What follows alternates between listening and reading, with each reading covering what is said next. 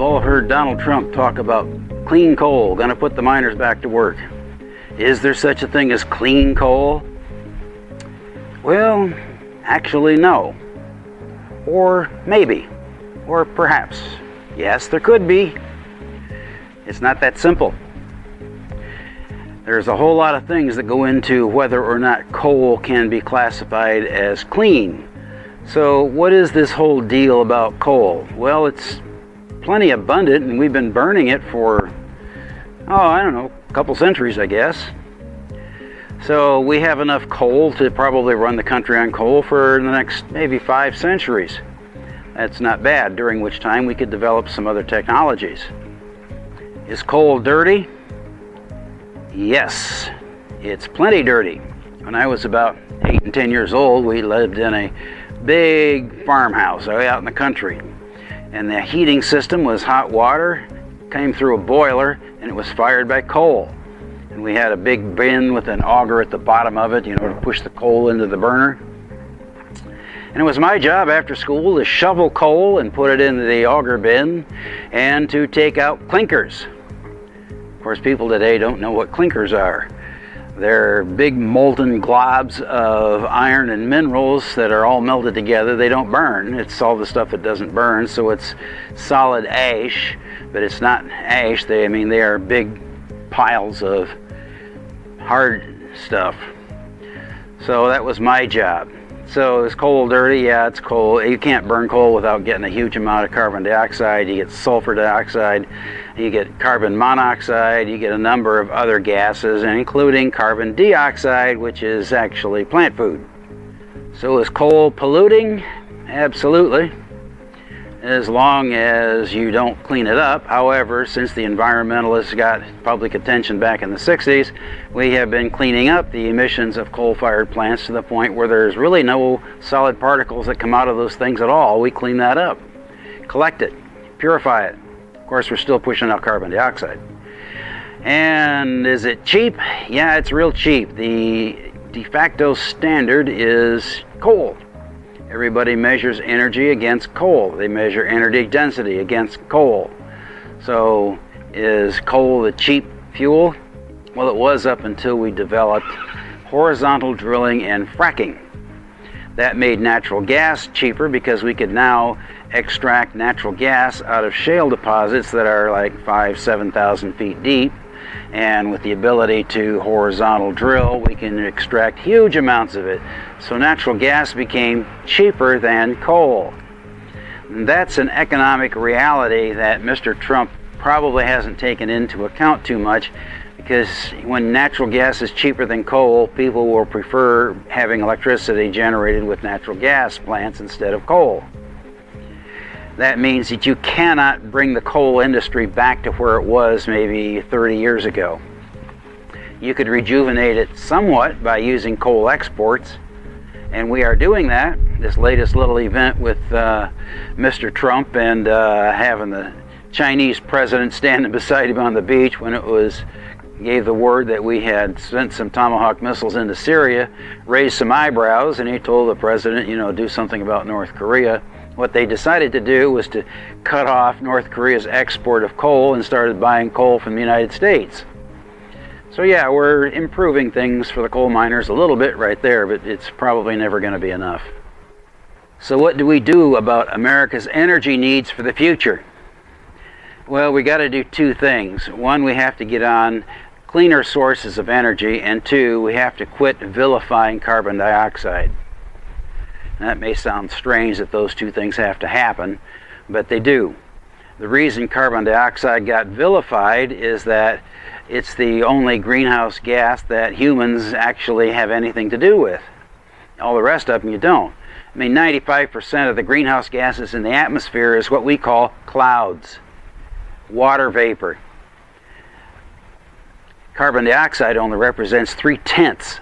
I think it's 3/100 of the gases in the atmosphere. In other words, it's tiny, tiny, tiny, tiny, tiny. But we humans generate a lot of it with burning stuff. So how do we get past vilifying carbon dioxide? We're going to have to roll back some Politicized science. Yeah, science has been politicized. It was done by the United Nations. We had in 1988, we came up with this new United Nations department called the International Panel on Climate Change or Climate Control, whichever way you want to think of it. And they were tasked with coming up with government regulations, assuming without any evidence whatsoever that the things that are happening in the climate, such as getting warmer at that time, were caused exclusively by humans. The sun had nothing to do with it. Periodic cycles in the atmosphere had nothing to do with it. Only humans. And then they come up in 2013 with this stupid 97% of scientists agree. Let's take a look at that 97% of scientists agree, and you'll come to find out that only about 0.5% even agree. Politicized science. The IPCC put out a request for comment from scientists about climate change, and they got back 11,944 papers about climate.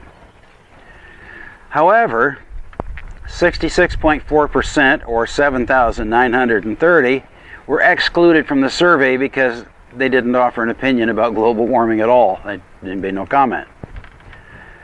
So then there was another 3,896 that thought humans had some responsibility, perhaps. We've since figured out that humans have about 2.8% responsibility, but that wasn't in their survey. So then 64 were marked because they thought humans caused most of it. Then you got 41 actually stated that humans caused most of it. And then you got 0 thought that the whole problem was something to be hysterical about. In other words, not one scientist out of nearly 12,000 thought we should be alarmed or concerned. See who got alarmed and concerned? Politics. Politicians. Al Gore. That's who got concerned about it. So what do we do about energy going forward? Well, if we can stop vilifying CO2, we're way ahead of the game. If we can roll back some regulations about CO2, we're ahead of the game.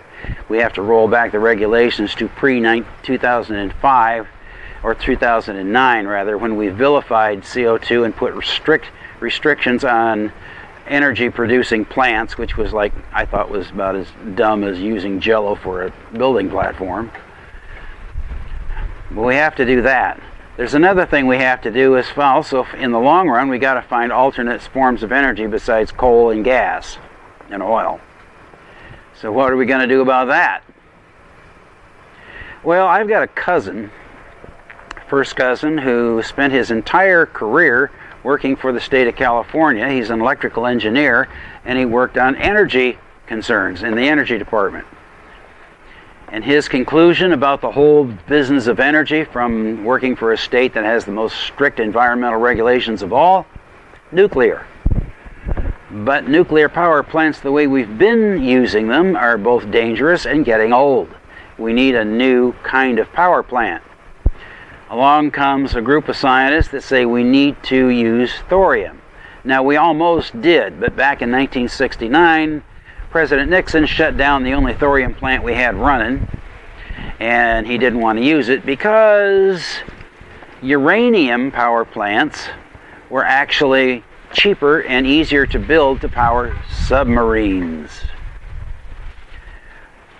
But they aren't really the best thing to use for commercial land use to generate electricity, but since we already had them and knew how to build them, we did it. But they are dangerous. If they get too hot, they melt down. If you walk away from them, they get hot and melt down. If they get damaged in any way, they melt down. And they cause major problems, like we've had at Fukushima, I can't even pronounce the name of the place, and in Chernobyl.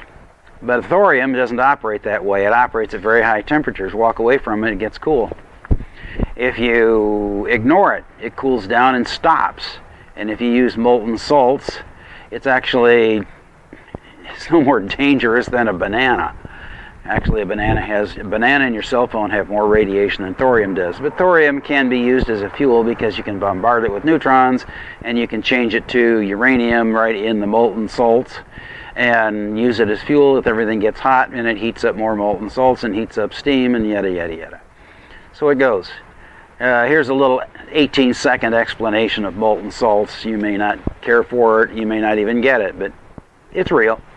Lifter uses a mixture of liquid salts to cool the reactor and to transfer the heat energy out of the fission chambers into something that can then power a turbine. Proponents say that such a system would be more efficient and safer than the pressurized water used to cool uranium fuel rods now, and the boiling water and steam used to transfer the energy they create. So is clean coal a thing? Well, we could make it a thing by simply rolling back the regulations, and we could make clean energy by coming up with modern, safe nuclear energy. So call it what you will, America has a bright future if we just get on the stick and fund it and back it and do it.